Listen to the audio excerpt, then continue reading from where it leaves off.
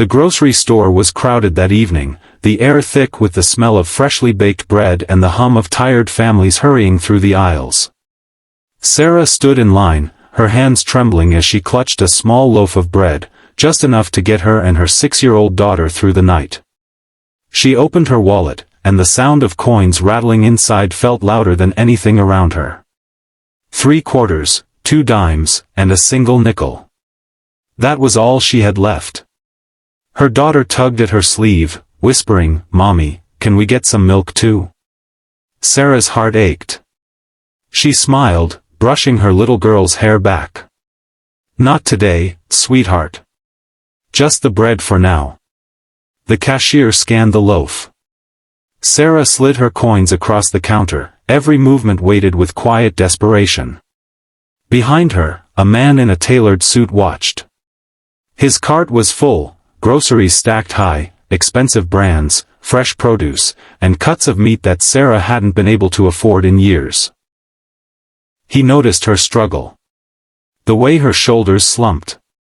The way she bit her lip, trying to hold herself together. He could have looked away.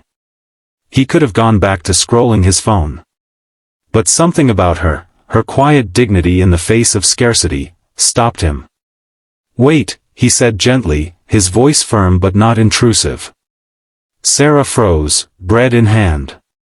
She turned, uneasy, meeting the sharp blue eyes of the stranger. "Get more," he said. "I'll pay for everything." For a moment, Sarah couldn't breathe. Was this some kind of cruel joke? Who even says something like that? She shook her head quickly. "No, thank you.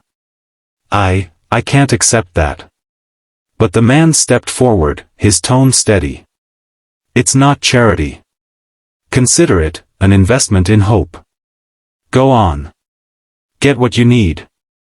Sarah stared at him, then at her daughter, whose eyes were wide with innocence and hunger.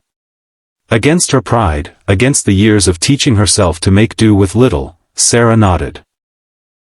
Slowly, she turned back toward the aisles. Her daughter lit up.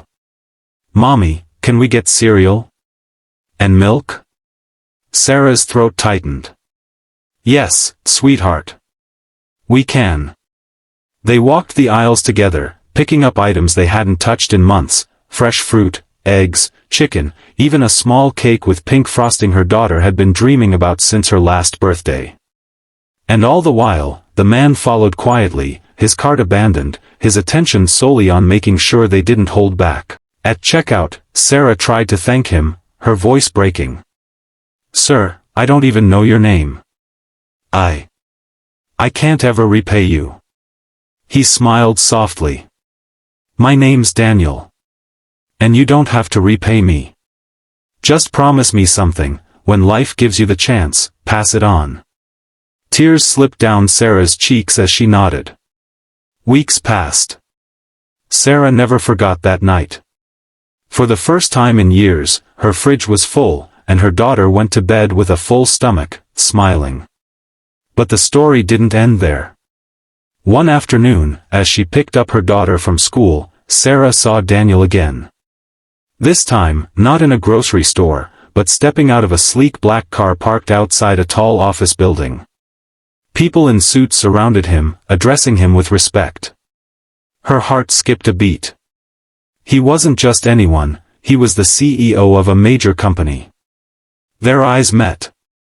He gave her the same gentle smile, as though he had simply been waiting for her to recognize who he was. Sarah walked up, nervously.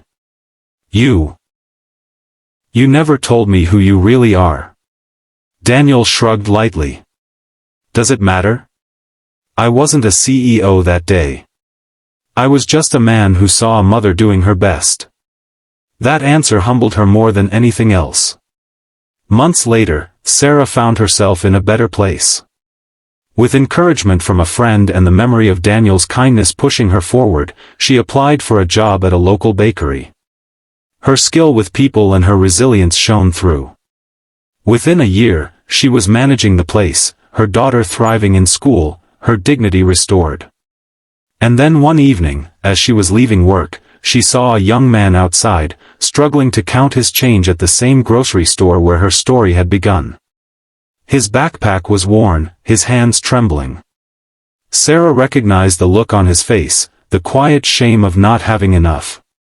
She didn't hesitate. Stepping forward, she said softly, "Get more. I'll pay for everything." The boy's eyes widened. He looked at her the way she had once looked at Daniel. And in that moment, Sarah realized kindness is a circle. It doesn't end with one act. It carries on, rippling through lives, sparking hope where it's needed most.